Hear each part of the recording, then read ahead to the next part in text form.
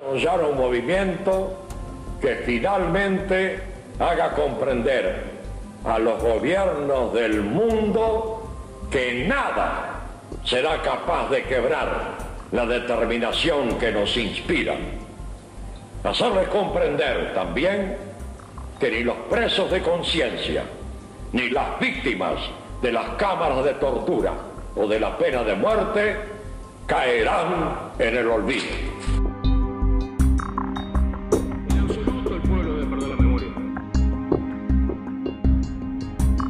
Perder la memoria sería la más absoluta de las fatalidades. Que los culpables deben ser juzgados. Que la tortura es un crimen, esté acá o esté donde esté. Encendiendo la vela. 36 años de Amnistía Internacional Uruguay. Si yo tuviera que explicarle a alguien qué es amnistía, yo le describiría como un niñito que fue creciendo en medio de una selva, así es una figura muy retórica, bastante desvalido al principio, pero que fue juntándose con otros, en una comunidad, y fue tomando cada vez más poderes y consiguió realizar cosas que parecían imposibles. A partir de una iniciativa de Peter Benenson, un abogado inglés que se moviliza a propósito de la detención de 2 estudiantes portugueses en el marco de la dictadura de aquel momento de Portugal, e inicia una cadena de acciones y de cartas a partir de la publicación del caso en un periódico, The Observer, que empieza a movilizar un montón de personas alrededor del mundo. Y ese es como el espíritu de Amnistía, y de la organización fue cambiando a lo largo del tiempo. Esa es un poco la tónica y el ADN de la organización, de movilizar gente en todo el mundo por personas o colectivos que están desprotegidos en sus derechos. Un movimiento mundial que puede tener una visión global de los temas, que eso nos da una certeza de que uno no se queda, ¿no?, en lo endocéntrico, no se mira el ombligo, sino que tiene una apertura, y nuestro contacto con la gente, nuestro contacto con otras organizaciones, porque también eso hace evolucionar mutuamente y colectivamente nuestras posturas. Una gran máquina que tiene un reconocimiento internacional muy fuerte, que es capaz de trabajar a nivel de estados, de hacer lobby, de hablar de igual a igual con cualquier estado en las Naciones Unidas o los distintos consejos que hay. Amnistía tiene peso porque tiene su membresía, que es la que, por los procesos de gobernanza y democracia interna, define las posiciones, ¿no?, las políticas de Amnistía, define las temáticas sobre las que Amnistía va a trabajar, y tiene instancias realmente de discusión. Obviamente esto no significa que Amnistía toma posturas porque nos juntamos 3 y decidimos que mañana vamos a hacer tal tema. No, todo eso tiene un apoyo de personas profesionales que, insisto, brindan toda una serie de argumentos, de capacitación, y eso es parte de lo que los miembros reciben, pero los miembros dan, ¿no? Y ese apoyo es porque tenemos los miembros atrás. Entonces, ¿eso qué implica? Implica, o sea, todas las organizaciones que se definen así, implica trabajo, porque la gobernanza democrática implica trabajo, y trabajar en grupo no es fácil. Y bueno, eso es el desafío que tenemos los que elegimos defender derechos humanos, porque eso en solitario no se puede hacer. Amnistía Internacional, organismo de derechos humanos, distinguida con el Premio Nobel de la Paz en 1977 y el Premio de los Derechos Humanos de las Naciones Unidas en 1978, celebra sus 25 años de vida en el mundo y su primer año de actividades en nuestro país. En Uruguay, la llegada de la organización está muy vinculada al periodo de la última dictadura cívico-militar, en la campaña contra la tortura en la década del 70, donde Uruguay fue el primer caso país.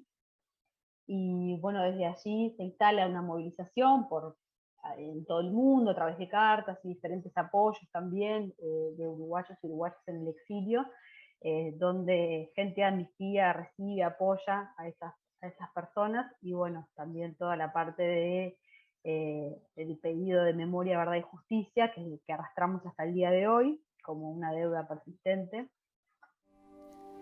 Amnistía Internacional ayudó a diferentes personas en el exilio durante el período de la dictadura cívico-militar en Uruguay. Entre ellos se encuentran Marta Ponce de León, militante de la organización en el exilio, y su esposo Ricardo Vilaró, dirigente político y sindical, preso durante la dictadura, liberado con la ayuda de la organización. Una vez retornada la democracia, Amnistía inaugura la sección en Uruguay como primer caso país. Tras años de trabajo con la organización desde el exterior, Marta y su familia regresan a Uruguay y se convierte en la primera coordinadora general de la sección de Amnistía en el país. En la celebración del primer aniversario de la organización en el país, Marta recordó los inicios de la sección. Uno de los países por el que trabajó Amnistía fue Uruguay. Trabajó desde el año 69 hasta la caída del gobierno de facto. Amnistía denunció ante el mundo la reiterada y sistemática violación de los derechos humanos en este país. Reclamó el cese de las torturas, tratos crueles, inhumanos y degradantes. Recomendó a las autoridades se investigaran las muertes bajo detención y desaparición, así como el trato dado a los prisioneros. Envió varias misiones de investigación sobre las denuncias de derechos humanos en Uruguay. Trabajó de una manera u de otra por todos los presos políticos uruguayos y brindó solidaridad a los familiares de los presos. Este primer año de Amnistía en Uruguay fue un año intenso. Trabajamos en la campaña mundial para que todos los países ratificaran la Convención contra la Tortura. Uruguay la ratificó en diciembre del año 85. Está todo explicado en la exposición. Esta convención tiene puntos muy importantes. Tipifica la tortura como delito. Afirma las garantías de que las denuncias sobre violaciones de derechos humanos serán investigadas. Señala que los presuntos torturadores serán enjuiciados.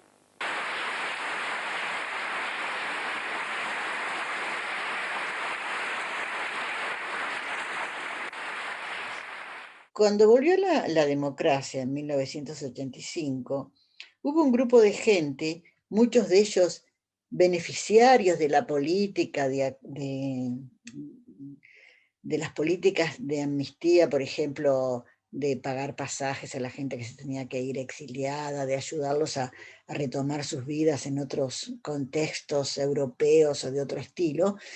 Y esa gente volvió con el deseo de, como habían sido ayudados, ayudar. Hay una famosa frase que en esos momentos se manejó mucho, que era: la solidaridad no se agradece, se retribuye.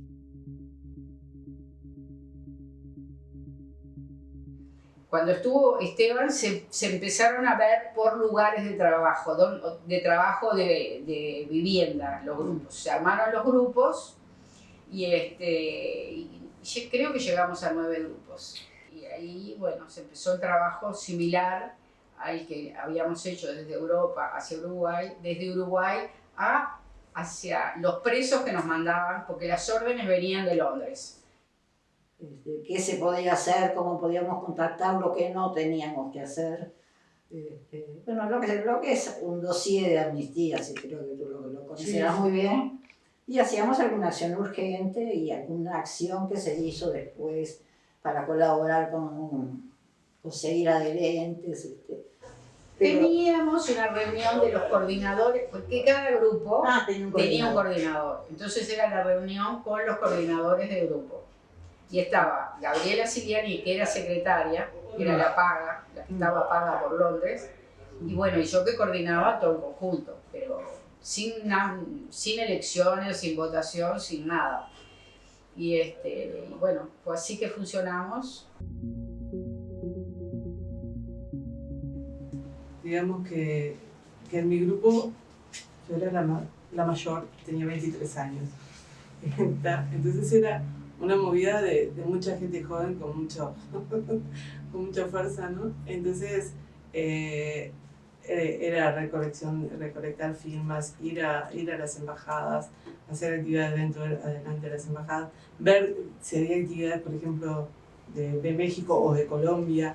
Se iba a la puerta de los teatros donde había actividad de colombianos, eso, y se juntaban firmas que después se enviaban por fax, porque en aquella época había fax, y se marcaban, por ejemplo, a nivel, claro, la comunicación no era como hoy, entonces te llegaba un mes antes, el día 25 de marzo, todas las secciones nos poníamos a enviar fax, con todas esas cartas que habíamos juntado hasta que el teléfono se bloqueaba.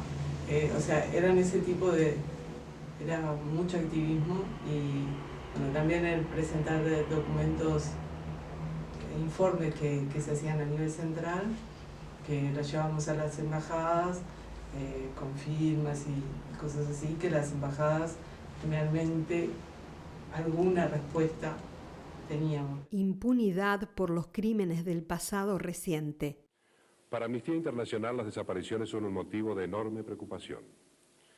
La expresión desaparición se refiere a detenciones o secuestros por agentes gubernamentales o por grupos apoyados directa o indirectamente por el gobierno, quien se niega después a admitir estos secuestros.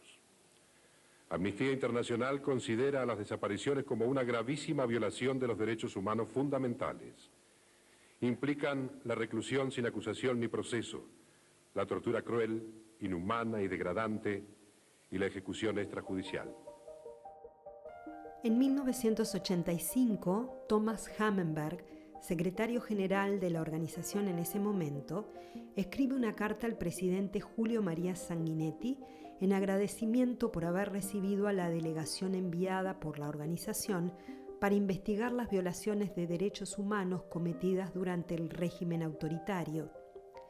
En esta carta se relata que los delegados se reunieron tanto con representantes estatales, organizaciones no gubernamentales y con grupos de familiares de víctimas de violación de derechos humanos. Amnistía exhortó al gobierno de ese momento a tomar acciones que previnieran la repetición de las violaciones de derechos humanos y que repararan las injusticias cometidas en búsqueda de una reconciliación y unidad de la nación. A nivel de amnistía, el tema del pasado reciente siempre fue muy sentido, siempre tuvimos mucho vínculo con familiares. O sea, siempre el tema de los crímenes cometidos contra la dictadura fue como un tema súper bandera de amnistía en Uruguay, entonces ahí también tuvimos muchas veces la oportunidad de trabajar con organizaciones como madres y familiares de detenidos desaparecidos, sobre todo cuando se organizaban las marchas, y poder apoyarlos, desde pintar un cartel hasta en pensar la proclama que se iba a leer. A finales de 1978, Amnistía Internacional lanza una acción para liberar a Universindo Rodríguez y Lilian Celiberti, ambos capturados ilegalmente por las fuerzas militares uruguayas en la ciudad brasilera de Porto Alegre, donde también fueron secuestrados sus hijos. Tras su liberación, Celiberti escribió a Amnistía: "Recuerdo perfectamente la sensación que sentí al retornar a mi celda después de una de las visitas, la única vez que hablé con alguien, luego de enterarme de sus cartas. La solidaridad que está expresada a través de los océanos de distancia dan fuerza y esperanza y ayudan a sobrellevar las injusticias del aparato represivo, sosteniendo la integridad del humano y sus valores esenciales intactos". Hoy oíamos la proclama que se leía, la proclama de Amnistía Internacional para todo el mundo. ¿Cuántos de nosotros habrá preguntado que acá, en nuestro país, decir que los culpables deben ser juzgados, que la tortura es un crimen, esté acá o esté donde esté, quien ejecutó esa tortura no se le acusa de hacer política y de desestabilizar la democracia? Durante la dictadura cívico-militar uruguaya, Amnistía Internacional investigó sobre la situación en la que se encontraban las personas detenidas por causas políticas y sociales. Posteriormente, presentó una serie de informes donde exponía la tortura y el abuso del accionar policial y exigía al gobierno uruguayo que brindara respuestas sobre el paradero y la situación de las personas desaparecidas. Amnistía se encontró con Uruguay cuando en una visita surgió que habían muerto 22 personas por tortura, en una de las visitas que se envió. Y eso dio lugar a que algunas personas se involucraran muchísimo en esto. Y entonces se volvió a armar, la pedimos, una delegación de Amnistía Internacional para iniciar de nuevo un proceso aquí en Uruguay. Durante este periodo, continuó el intercambio de cartas entre el presidente Sanguinetti y la organización. Y es a través de estas que Sanguinetti expone que propondrá una ley de pacificación con la pretensión de restablecer la convivencia nacional sobre las bases de reconciliación y pacificación. En ese momento, Amnistía cuestiona los artículos de esta ley, exponiendo que van en detrimento de los derechos humanos y presenta una serie de interrogantes sobre las investigaciones referidas a las personas aún desaparecidas. Finalmente, en 1987, se sanciona la ley que prevé la anulación del poder estatal de castigar los delitos realizados durante el gobierno de facto por funcionarios militares y policiales. Más tarde, conoceríamos esta ley como la ley de caducidad. Pero Amnistía Internacional envió, primero, cuando el pronunciamiento del 80, envió una carta pronunciándose claramente por el no a la Constitución, con una serie de argumentos, y además el fuerte de la carta eran las denuncias que hacía por la violación de los derechos humanos. Por reglamento, la sección Uruguay estaba impedida para trabajar en causas de su propio país, pero desde el ámbito internacional, Amnistía condenó la ley de caducidad y apoyó su anulación. La pérdida del plebiscito de 1989 causó un gran desánimo en el movimiento de derechos humanos uruguayo. Sin embargo, en el ámbito internacional, en 1991 Amnistía denuncia el abuso policial que corresponde a grandes rasgos a las racias que se desarrollaron entre 1985 y 1990.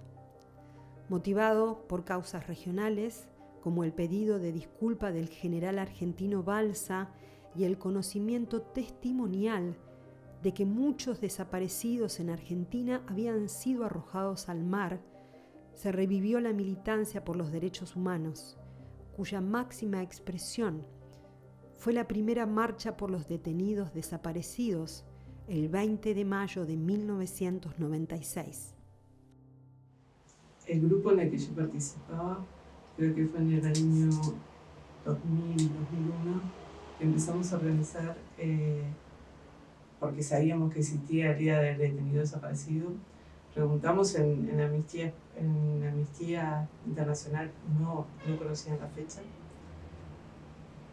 o capaz que fue antes, y nos movimos con familiares, y familiares fue quien nos dijo que era el 30 de agosto, pero ellos habían organizado una sola actividad, que la había organizado en Puerto Buscaglia, una actividad en el Teatro Galpón, y bueno, desde ahí me empecé por la afinidad con familiares y todo, me empecé a mover para conseguir información y organizar una actividad. Nos juntamos con hijos, que también estaban pobres, muy solos, con familiares y con familiares asesinados. Y ahí empezamos a organizar toda la movida por lo que era organizar un 30 de agosto y empezar a darle un posicionamiento, ¿no? Hicimos varios recitales, creo que 5 o 6. Pero por otro lado, se estaba dando toda la movida que a nivel internacional el tema de detenidos desaparecidos, a nivel de la ONU, el trabajo por declarar la desaparición forzada como tortura, herida, y también trabajamos mucho, perdón, que el caso de Sarita. De Sarita Méndez, de Simón Riquelo. El caso de Simón Riquelo y Sarita Méndez, y el caso de María Claudia. El caso de Sara Méndez, quien a partir de una detención forzada a manos de las Fuerzas Armadas uruguayas es separada a la fuerza de su hijo Simón en 1976, fue acompañado por la organización durante la primera década de los 2000. En marzo de 1981, Sara fue puesta en libertad y comenzó a buscar a su hijo junto con su pareja Mauricio Gatti. En junio del 2001, el juez argentino Rodolfo Canicova Corral ordenó la prisión preventiva de 3 oficiales del ejército uruguayo por su presunta participación en la desaparición de más de 20 ciudadanos uruguayos en Argentina, entre los que se encontraba Simón Riquelo. Luego que le fuera denegada en varias oportunidades, a la luz de la ley de caducidad, la oportunidad de investigar el paradero de su hijo, se obtuvo la noticia de que un muchacho que vivía en Buenos Aires podría ser Simón. El 8 de marzo del 2002 se comprobó, a través de un examen de ADN, que se había recuperado al niño secuestrado 25 años atrás. En abril del 2002, la organización le escribe una carta a Sara, celebrando el encuentro con su hijo Simón. Por más de 2 décadas, la organización ha venido exhortando a las autoridades uruguayas a desvelar la verdad sobre los desaparecidos en Uruguay durante los años de la dictadura militar. Depositamos nuestra esperanza en que su reencuentro con Simón impulse la apertura de un nuevo capítulo de verdad y justicia en la historia de Uruguay, en que ninguna otra familia en el país tenga que padecer la ausencia de un ser querido, ni la angustia y la incertidumbre de no saber, que ningún otro joven sea privado de su identidad, de su familia, de su historia. Bienvenido, Simón, y gracias, Sara. Gracias por su digno ejemplo de tenacidad y perseverancia, por su lucha, que es una lucha de todos los que creemos que es posible un mundo más igualitario y justo, donde nadie vea limitados sus derechos fundamentales. Nosotros lo que hacíamos con mucha claridad, porque eso es una de las cosas que me gustaría mucho transmitirles y que quedara en el inconsciente colectivo de Amnistía, era que decíamos que nosotros estábamos en esta lucha de abolir la ley de impunidad, pura y simplemente porque era una ley que iba contra los derechos humanos. ¿Sí? Siempre separamos la política de los derechos humanos. Política y derechos humanos obviamente van juntas. Lo que quiero decir es que separamos partidos políticos de derechos humanos. En el 2011, la organización también celebró la sentencia del caso Juan Gelman, en el cual la Corte Interamericana de Derechos Humanos condenó al Estado uruguayo por la desaparición forzada de María Claudia y la apropiación y sustitución de identidad de su hija Macarena. Aparte de indemnizar a la familia y aceptar públicamente la responsabilidad, la sentencia también obliga al Estado a investigar los hechos y castigar a los responsables. También en el 2011, Amnistía Internacional presentó un informe en el que cuestionó la decisión alcanzada por la Suprema Corte de Justicia con respecto a un fallo dictaminado en mayo de dicho año, en el cual se enjuició por homicidio muy especialmente agravado a 2 personas halladas responsables de crímenes de lesa humanidad cometidos en 1976. El problema que trajo a la luz Amnistía Internacional es que dichos crímenes fueron tipificados como delito común y no como crímenes de lesa humanidad, y por tanto estarían sujetos a prescripción. A través de este documento, Amnistía Internacional procuró explicar las obligaciones que bajo el derecho internacional pesan sobre Uruguay con relación a los crímenes de derecho internacional, así como también las razones por las que el criterio sentado por la Suprema Corte de Justicia debe ser revisado. La organización insiste en que la desaparición forzada de personas es un crimen de lesa humanidad y, por ende, un delito imprescriptible. Una de las cosas que yo rescato, que me pareció que muestra el estado de la impunidad en Uruguay, es que dice que la impunidad es una estructura incomprensible y grave. Más recientemente, en 2019, Amnistía Internacional Uruguay, junto a la Organización de Familiares de Desaparecidos y otras organizaciones, obtuvieron una audiencia en la Comisión Interamericana de Derechos Humanos. En esta audiencia presentaron los obstáculos existentes para la búsqueda de verdad y justicia en el Uruguay. En la audiencia participaron 2 representantes de las organizaciones uruguayas y una representante de la Oficina Regional Américas de Amnistía Internacional.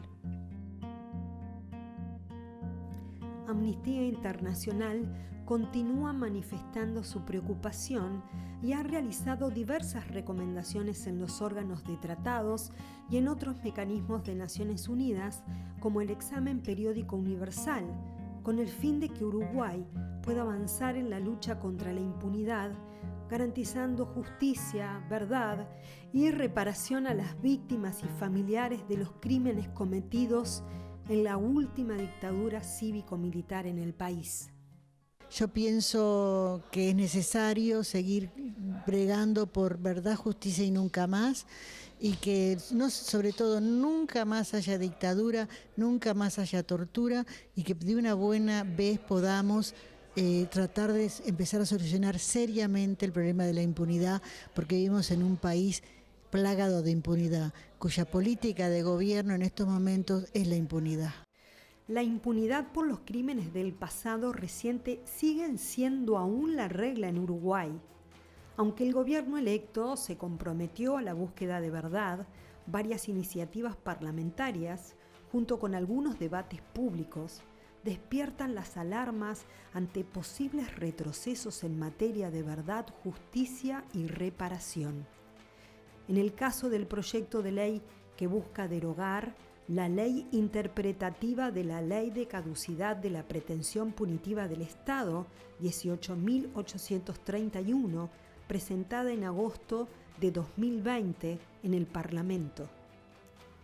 Los avances en las investigaciones y búsqueda de las personas desaparecidas ha tenido escasos avances a pesar de los esfuerzos de las instituciones involucradas.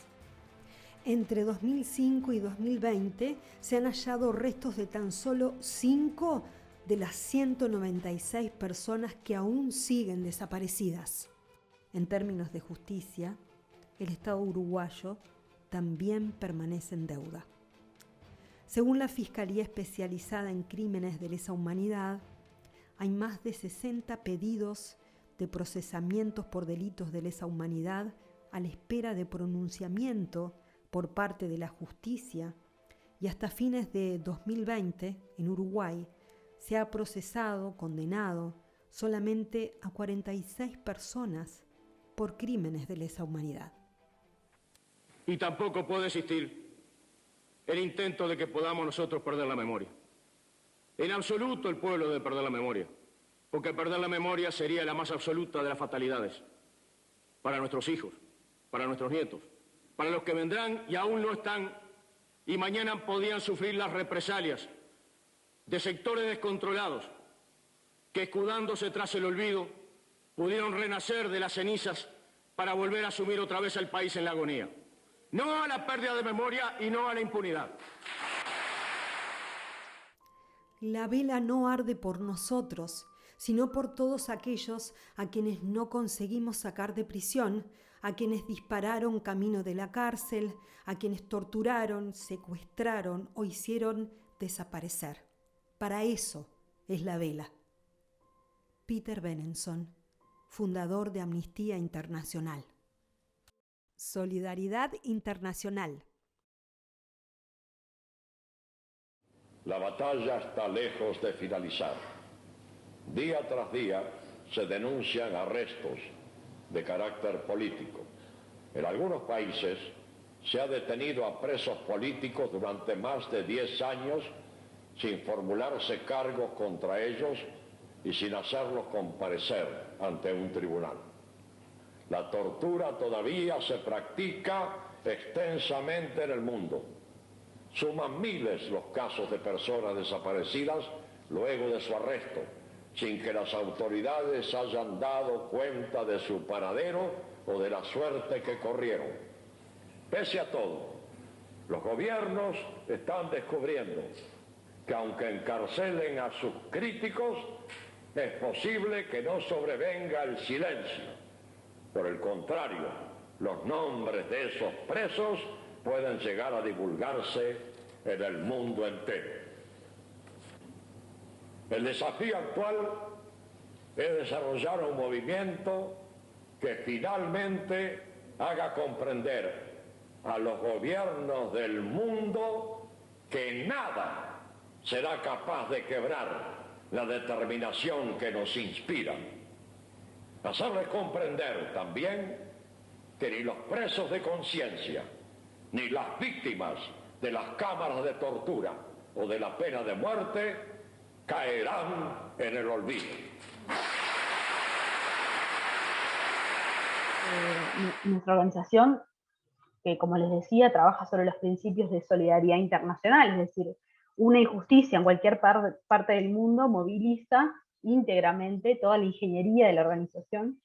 Entonces eso es parte de nuestro trabajo, el trabajo por casos, por individuos y comunidades que están en riesgo, ¿sí? A través de diferentes campañas, tal vez la más emblemática sea Escribe por los Derechos, que se hace todos los años y que un poco recupera ese origen de Amnistía Internacional que les hablaba de Peter Benenson y los estudiantes portugueses, y que se replica todos los años, obviamente adaptado a los tiempos actuales.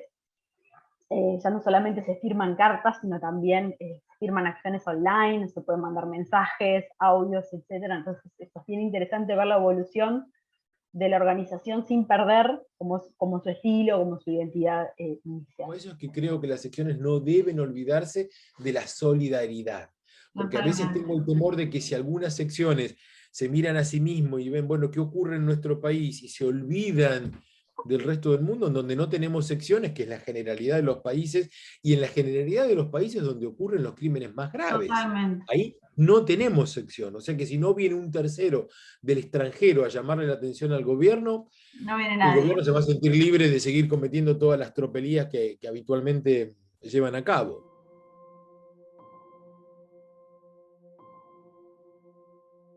Recuerdo que nosotros siempre estábamos, bueno, creo que nosotros y todas las amnistías del mundo, en esa disyuntiva que uno trabaja trabajábamos tanto por los casos concretos de afuera y sentíamos que acá habían temas que de alguna manera no podíamos, ¿no? Con aquel mandato que había que no podías dedicarte a temas del propio país, por un tema de imparcialidad, etcétera, etcétera. Bueno, eso por suerte evolucionó y ya te digo, Amnistía Uruguay fue uno de los pioneros, de las secciones pioneras, porque recuerdo que nosotros siempre en algunos momentos trabajábamos como en ese borde, ¿no? En el borde de mostrar que si nosotros nos podíamos involucrar en cuestiones, no sé, o de Argentina, que estaba pasando determinadas cuestiones, acá pasaba algo similar que lo englobaba, ¿cómo no íbamos a poder incluir un tema que era agarrado de lo mismo? Entonces, como si teníamos una metodología, obviamente, de investigación, que no la hacíamos directamente nosotros lo de la sección, la trabajábamos con el secretariado, ¿cómo nosotros no íbamos a tener instancias? Porque también estábamos acá, in situ, donde podíamos entrevistar a las personas, donde teníamos de primera mano los testimonios. Y entonces la investigación forma parte muy importante de todo el trabajo que hace, porque es lo que sustenta después el desarrollo estratégico de campañas, la comunicación, la incidencia, se sustenta en esa recopilación empírica que puedo hacer sobre los testimonios, sobre los casos, sobre las estadísticas en determinado tema. Y entonces en Amnistía Uruguay hemos desarrollado una línea de trabajo que tiene que ver con eso, que es un observatorio en derechos humanos, que es lo que nutre, por ejemplo, nuestro capítulo ampliado sobre Uruguay, que se presenta todos los años en el marco del informe anual global, así como también es el sustento, pues el motor que produce la información necesaria para el desarrollo de nuestras campañas estratégicas y las acciones que realizamos aquí en el país. Cuando hacemos un comunicado, un documento en nombre de la organización, nos abstenemos de juicios de valor sobre esas cuestiones, ¿no? Y me parece que eso es fundamental, no hacia el fondo de nuestro asunto. Y creo que nos pone en mejor posición, una posición más sólida para poder defender los derechos humanos de las personas. Que siempre además tenían como mucha repercusión en la prensa, ¿no? O sea, yo creo que cuando Amnistía Internacional saca una declaración o algo, vos rápidamente en algunos de los medios locales lo ves, porque es una opinión que realmente es tenida en cuenta y que es importante, y creo que por todo esto que estamos hablando, ¿no? Porque tiene todo este proceso como muy sólido de tomar posturas sobre determinados temas, de determinadas políticas y además como esto también de que no se casa con nadie, ¿no?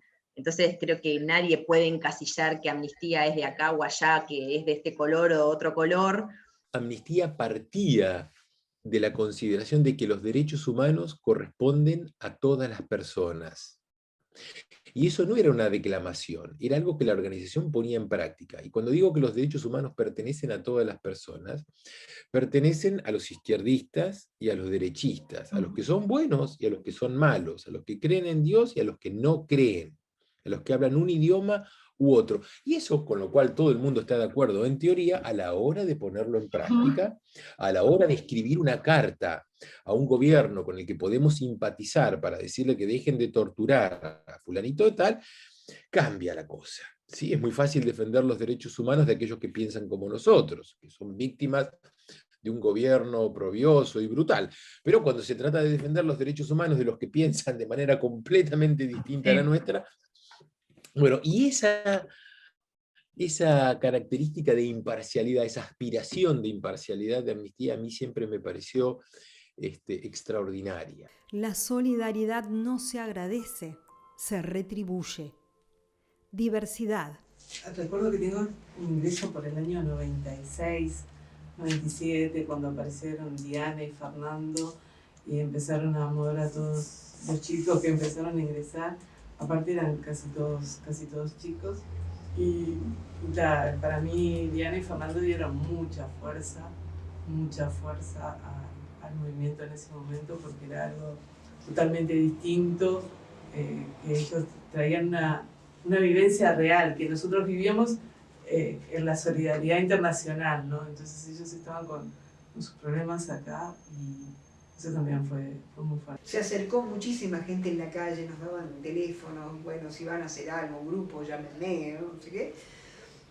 Fernando ya tenía un grupo que tenía un grupo de fe principalmente, un grupo de inspiración cristiana, pero gay, lésbico, y con la gente que se acercó conmigo, yo no participaba del grupo de Fernando, armamos el grupo Diversidad. Desarrollamos una actividad bastante intensa, ¿no?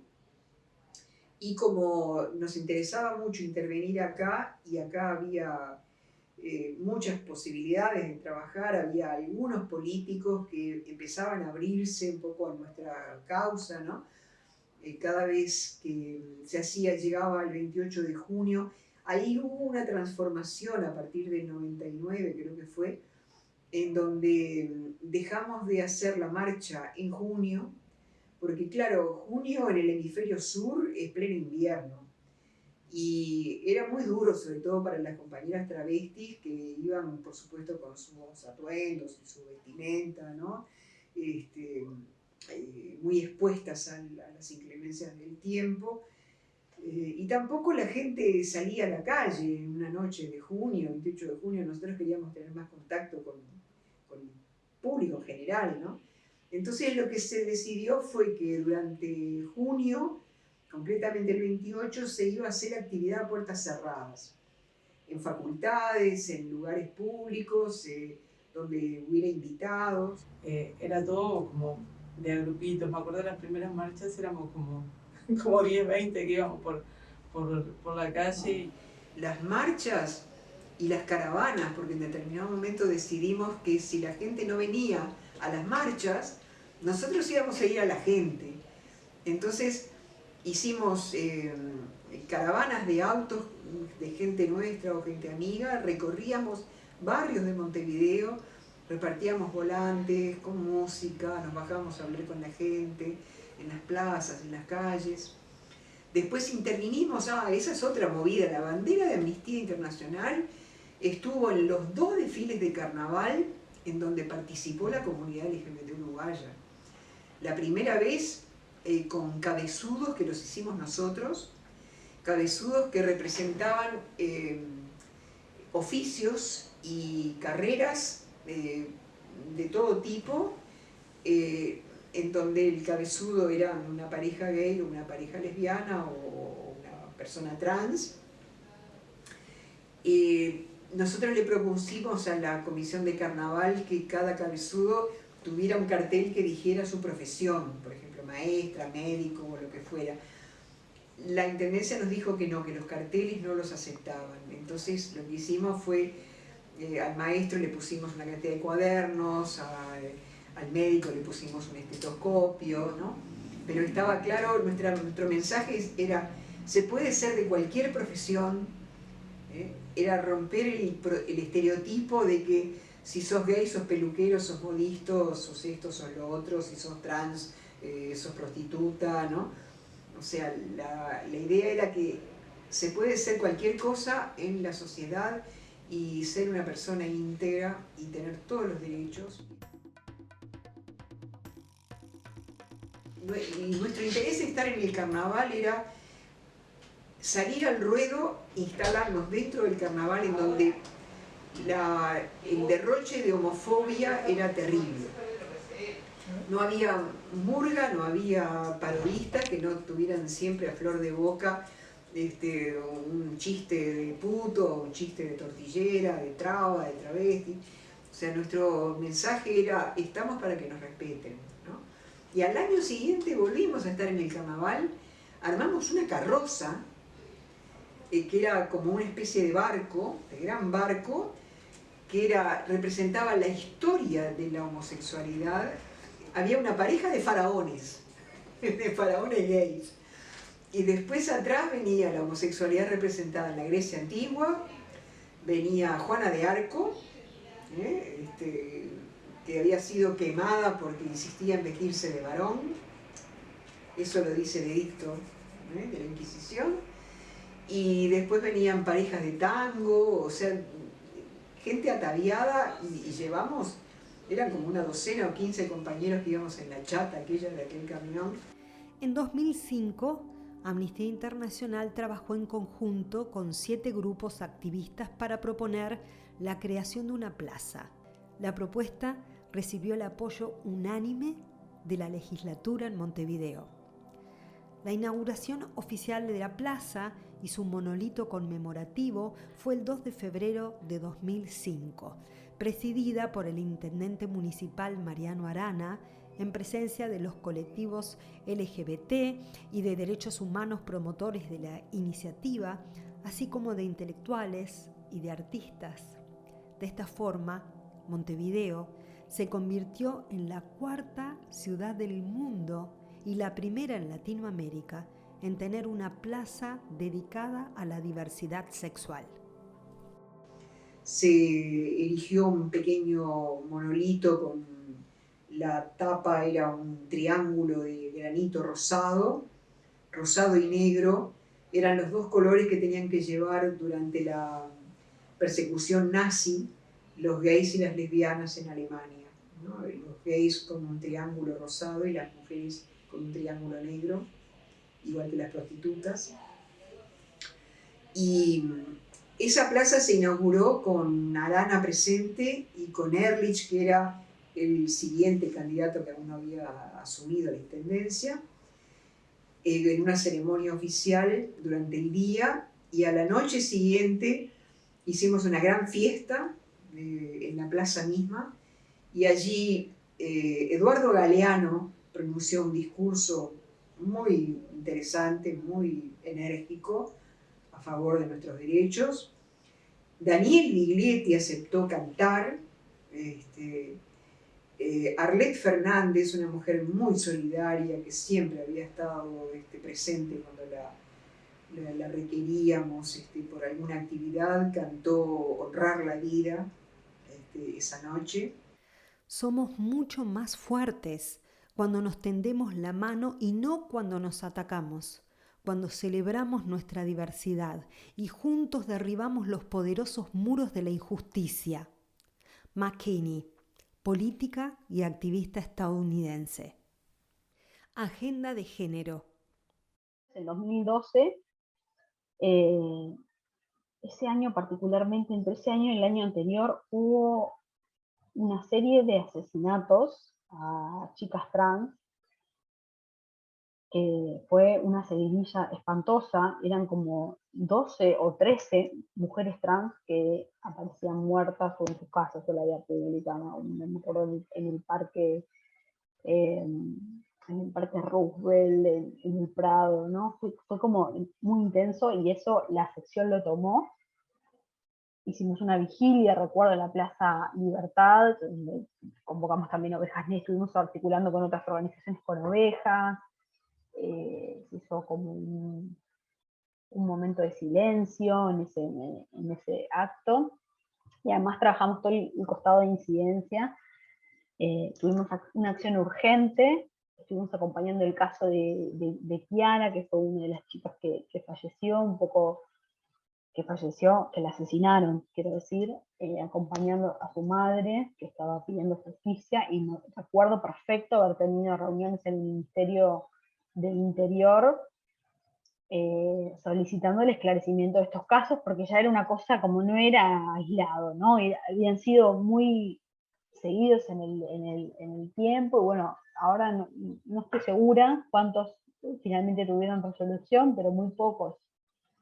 Y además lo curioso de ese trabajo que hicimos es que yo creo que sirvió mucho para empujar en términos de relato, discursivos, lingüísticos, otro uso y otro reconocimiento de lo que significa la identidad trans. Yo me acuerdo patente la indignación de ver el informativo y escuchar otro hombre vestido de mujer fue asesinado en el parque Roosevelt, ¿no? O la referencia al nombre masculino, cuando se trataba de una chica trans.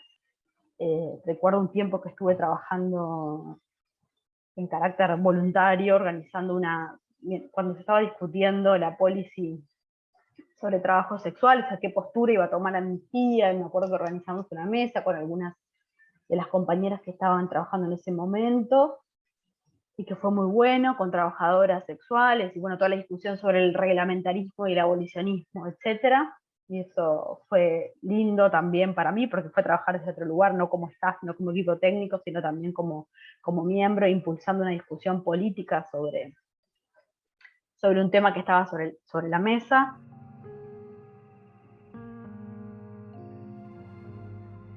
La primera vez que Amnistía hizo una campaña por los derechos de las mujeres, que le decían derechos de la mujer, y fue en el año 95 que empezábamos a poner fuerza en ese tema desde Amnistía Internacional. Obviamente que acá en Uruguay, como en el mundo, las organizaciones primero feministas, obviamente, que quizás no tenían tanto reconocimiento, pero habían empujado muchísimo para que esa agenda estuviera. Bueno, obviamente teníamos la Conferencia Internacional de las Mujeres, también, digo, eso fue un hito, digamos, se fue conjugando, pero bueno, fue una de las primeras campañas que me acuerdo que empezamos a mover, cuando no era tan común hablar de los derechos de las mujeres en particular, más allá de las organizaciones que sí lo tenían muy presente, ¿no? Pero en el público hasta hoy en día nos cuesta a veces que la gente comprenda por qué estamos hablando de estos derechos en particular, porque hay una situación de discriminación y de vulneración, ¿no?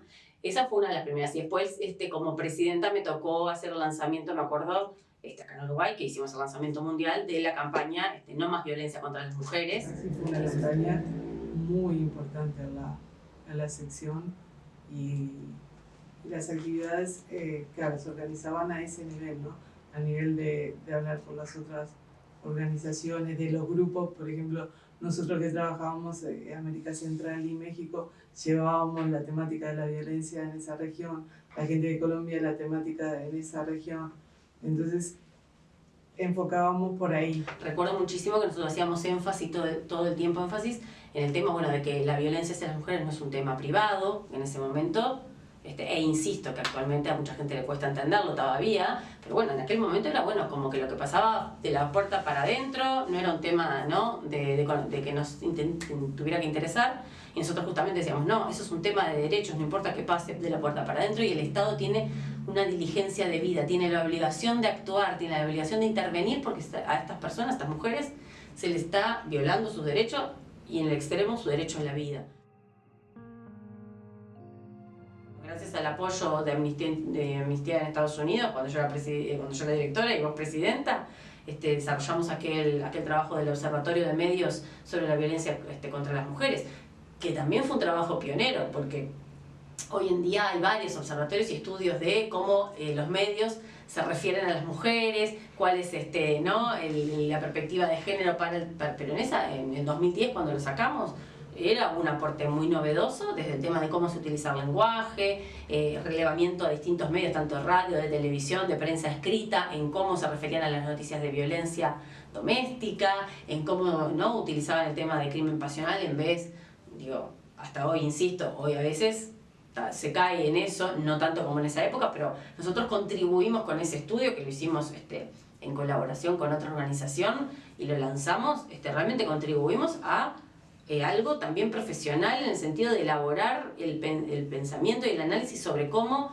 se genera el pienso y cómo se analizan las noticias y cómo se construye el discurso sobre las mujeres, el lugar de las mujeres en la sociedad, cuando le pasan o le hacen cosas a las mujeres. Entonces eso creo que fue también un aporte interesante, y que lo hicimos con apoyo, me acuerdo, de la sección, con un pequeño fondo que habíamos aplicado y que solicitamos y que nos dieron el apoyo de la sección de Estados Unidos.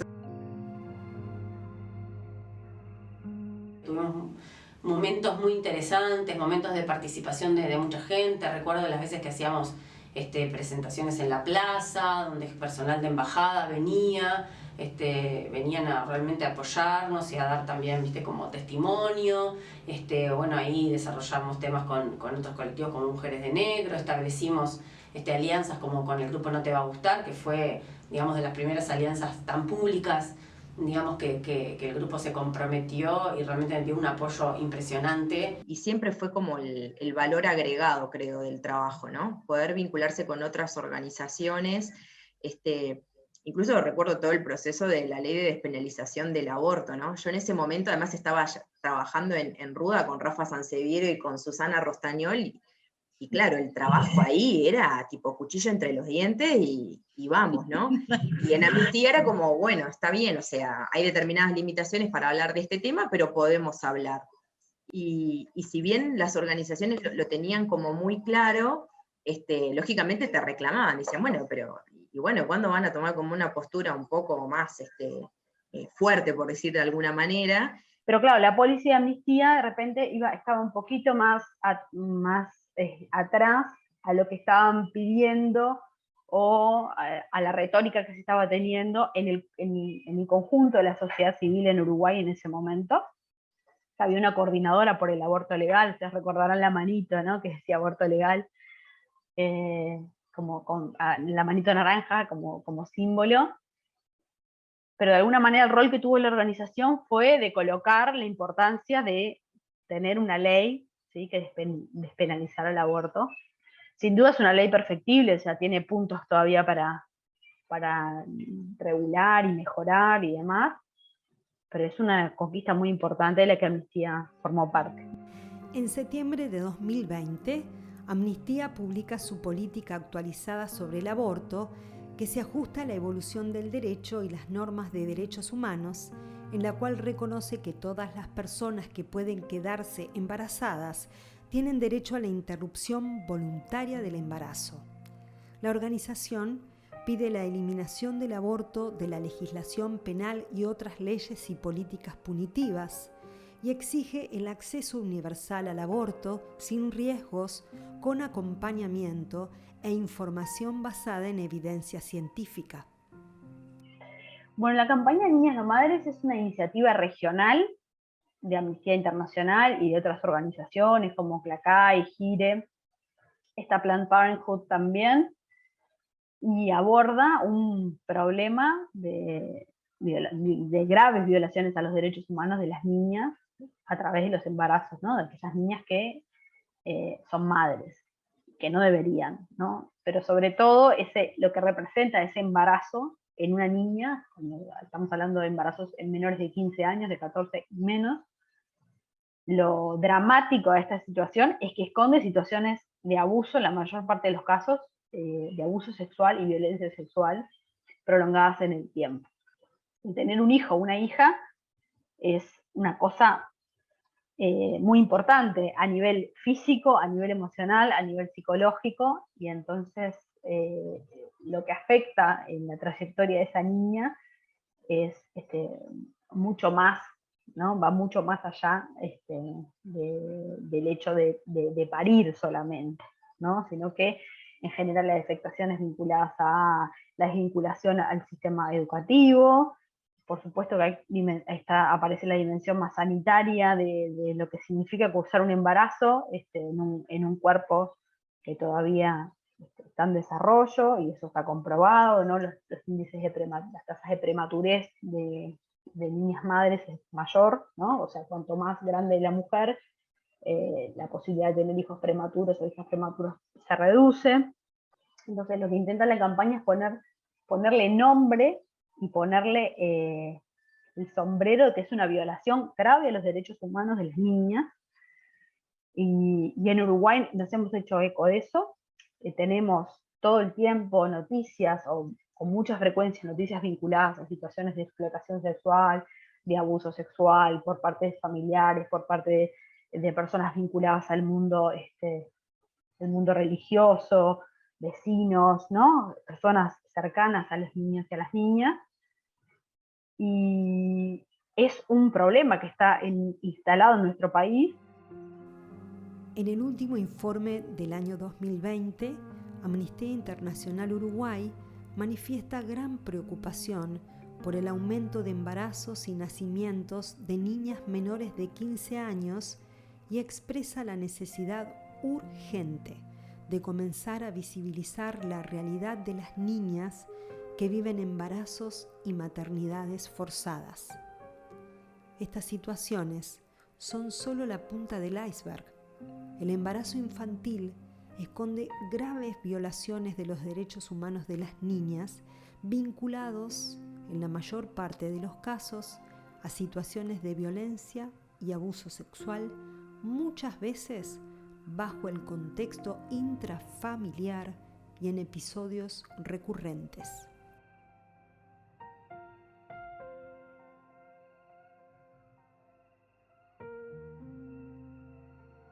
Atravesar un embarazo somete a las niñas a situaciones de extrema vulnerabilidad, poniendo en riesgo su integridad física, psicológica y emocional, socavando completamente sus derechos. Amnistía dice de nuevo: son niñas, no madres. Sé parte. En los últimos 25 años de mi vida, un poco más, 26 años de mi vida, Amnistía ha sido prácticamente mi vida, ¿no? Más allá de mi familia y mis hijos, es como que todo ha girado en torno de él. Entonces, a mí me resulta muy grato poder sentir que colaboro, que formo parte de un movimiento que es capaz de cambiar muchas cosas. Para mí es muy emocionante, es parte de mí como persona y es parte de mí como profesional, o sea, en esto de la integralidad. Así que me emociona mucho ser parte de este movimiento que busca un cambio. Y creo que es importante encontrar como donde todas las personas tenemos que encontrar como ese lugar que mueve una fibra íntima y que activa esas ganas de hacer cosas, y esa fibra a mí, Amnistía, en mí la toca, entonces me resulta muy gratificante. Y realmente encontré como un lugar donde poder canalizar las preocupaciones que yo tenía sobre determinados temas y ver que la pelota se movía en la cancha también, ¿no? O sea, realmente eso me parece que es algo muy interesante de poder ver que alguna realidad se puede cambiar, o que, bueno, que estás haciendo el máximo esfuerzo por ello y estás haciendo como escuchar tu voz con respecto a esa preocupación, ¿no? Por más uno dice, bueno, dedicabas muchas veces muchas horas y era voluntario, sí, pero la retribución era enorme también, así que me parece que lo vale, yo lo recomiendo. Y hoy puedo seguir trabajando desde la perspectiva de derechos y desde sumar esta capa de derechos a los ámbitos en los que estoy, ¿no? Trabajando, gracias a que pasé esas etapas de la organización, y de la cual sigo perteneciendo orgullosamente, porque creo que es una organización muy importante que ha jugado un rol vital en la historia de los derechos humanos del siglo XX y ahora del siglo XXI, y que tiene mucho por dar todavía, ¿no?